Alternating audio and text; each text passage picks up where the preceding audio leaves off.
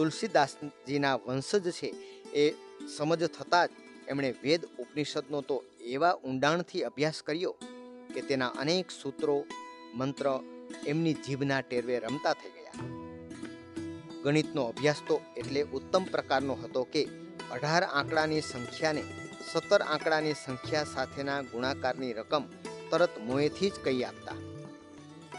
શાળાના પેપરમાં પૂછાયેલું 13 માંથી કોઈ પણ 9 દાખલા ગણો. તેમણે 13 દાખલા ગણીને લખ્યું કે 13 માંથી કોઈ પણ 9 દાખલા તપાસો. એમએ થઈ ગણિતના પ્રાધ્યાપક અને આચાર્ય બન્યા.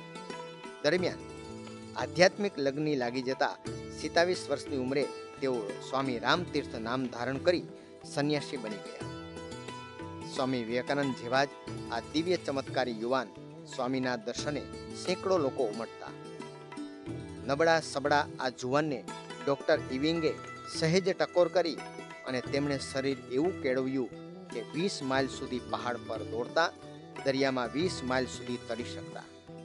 ઈચ્છાશક્તિ અને અનન્ય આત્મબળ વડે તેમણે સુદૃઢ શરીર પણ બનાવ્યું.